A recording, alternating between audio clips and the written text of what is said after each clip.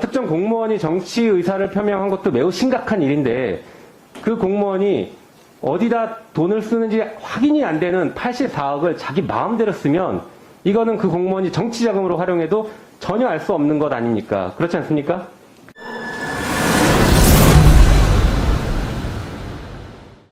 그 살아있는 권력에 대한 수사 얘기가 갑자기 또 화두가 되고 있는데요.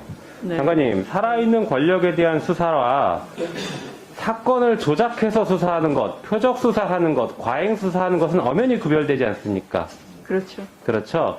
그걸 하면 안 되는 것이지 살아있는 권력에 대한 수사를 우리가 하지 말자는 얘기는 아니지 않습니까? 네. 그리고 살아있는 권력에 대한 수사는 수사기관의 어떻게 보면 본령인 것이죠. 할 수 있어야 된다는 게.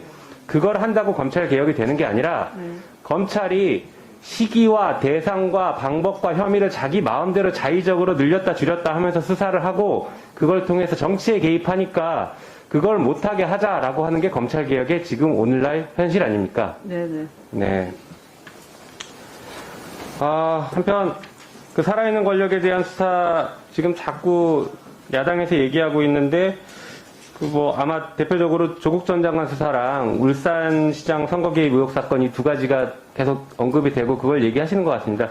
이 두 가지 수사가 지금 잘못됐다. 그리고 검찰이 이 사건 수사를 통해서 정치를 했다라는 것들은 이미 재판 과정에서 많이 드러나고 있습니다. 특히 울산시장 선거 개입 의혹 사건 같은 경우에도 전제가 되는 사건인 울산시장 김기현 시장 동생이었던 김사면 씨에 대해 지금 검찰이 사건을 덮었다라는 의혹이 매우 강하게 제기되고 있지 않습니까? 네. 그래서 이 사건 역시 검찰이 수사를 통해서 사건에 개입했고 수사를 통해서 보복하고 있다라는 의혹이 아주 강하게 제기되고 있기 때문에 살아있는 권력에 대한 수사라고 평가할 수 없고 오히려 표적 수사, 사건 조작 의혹이 강한 사건이다. 이렇게 좀 평가할 수 있을 것 같습니다. 자, 그럼 준비한 본질의를 하겠습니다. 먼저 화면 좀 보시죠. 조금 전에 김정민 의원님께서 지적하셨던 특활비 관련된 내용입니다. 자, 검찰의 그 특활비가 지금 저렇습니다. 2021년에는 84억을 예산안으로 책정을 했고 2017년에 170억이었는데 이게 지금 몇 년을 거치면서 많이 줄어들었습니다. 그렇죠? 네. 자, 검찰의 특수활동비 세부 사업명을 보면 첨단 범죄 및 디지털 수사, 검찰 수사 지원, 수사 일반, 공공수사, 국민생활 침해 사범 단속, 마약 수사, 민간 유착 비리 등 사회 공정성 저해 사범 단속 이렇게 좀 나눠져 있습니다. 이게 실제 어떻게 쓰여지는지 장관님 잘 아시기 어렵죠? 네, 일단 보고는 되지 않고 있습니다. 네. 네. 그러면 굉장히 빤한 질문이긴 한데 예산을 집행하는 공무원이 그 예산을 정해진 용도에 쓰지 않고 다른 용도로 썼거나 사적으로 쓰면 횡령죄가 성립하지 않습니까? 그렇지 않습니까? 네. 공무원이니까 아마 국고손실죄도 당연히 성립될 수 있을 것 같고요.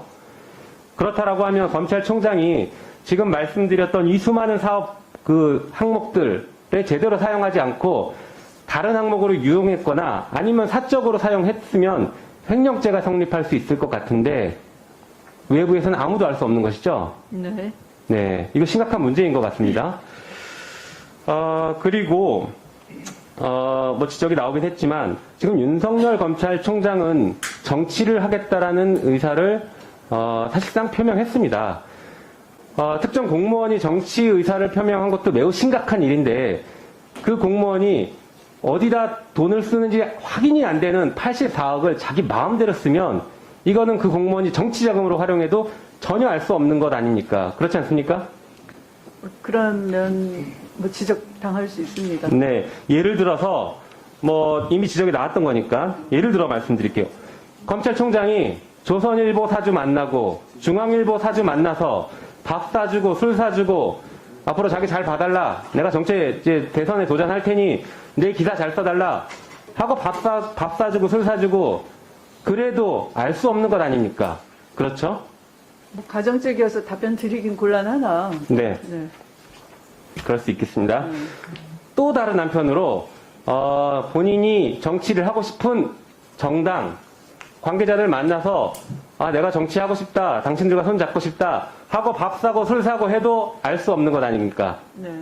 예, 이거 정말 심각한 문제인 것 같습니다. 국민의 세금을 특정 공무원이 자기 정치하는데 활용할 수 있게 돼 있던 이 구조가 너무 심각한 문제라고 생각합니다. 그 다음 한번 보여주시죠. 보면 저게 부처별 특수활동비 내역입니다. 보시는 것처럼 청와대가 2021년 87억이고 국회는 9억, 경찰청은 718억, 법무부가 84억입니다. 그런데 특이점은 법무부는 지금 특활비를 전혀 측정하지 않고 있습니다. 전액 검찰이 사용하는 것이죠. 맞습니까? 네. 네. 그리고 검찰총장이 마음대로, 검찰총장 1인이 마음대로 쓸 수 있는 돈이 청와대와 거의 비슷합니다. 이러니 검찰공화국 얘기가 나오는 게 아닐까 싶습니다. 매우 심각합니다. 국회에도 많이 줄었죠. 이제 9억입니다. 도대체 검찰은 뭐 하는 조직이길래 그 특활비를 어디다 쓰는지 정말 궁금해집니다. 그래서 몇 년 전에 있었던 사건을 또 한번 들춰보지 않을 수가 없습니다. 법무부 특활비이긴 했지만 안택은 당시 검찰국장이 본인 사건과 관련해서 수사가 잘 마무리되고 나서 서울중앙지검 수사 담당자들 만나서 밥 먹고 술 먹고 특활비로 용돈 나눠줬던 사건 혹시 기억하십니까? 네네. 네. 그 사건이 법적으로 문제가 있냐 없냐는 소송에서 다퉈지긴 했지만 특활비가 그렇게 쓰여질 수 있는 것 아닌가 매우 심각한 문제라고 생각합니다. 예를 들어서 윤석열 총장이 지금 이 특활비를 들고서 지금 살아있는 권력 자꾸 얘기하는데 그게 아니라 표적수사하고 기획수사하고 그런데 이 특활비 잔뜩 지원해줘도 알 수 없는 것 아닙니까? 검찰이 수사를 통해서 정치를 하는데 정치 자금이 국민의 세금으로 쓰인다는 게 정말 통탄할 일인 것 같습니다. 따라서 이 특수활동비와 관련된 게 이 예산이 정말 적정한 것인지에 대해서 지금 제대로 검토를 해봐야 될 것 같습니다. 장관님 생각 어떠십니까? 네. 지금 뭐 제기된 문제점은 사실은 국민들도 굉장히 저런 구석이 있었구나 의아해 할 것 같고요. 이게 정말 구시대의 산물이기도 합니다. 그래서 개선점을 조속히 찾도록 하겠습니다. 네, 감사합니다.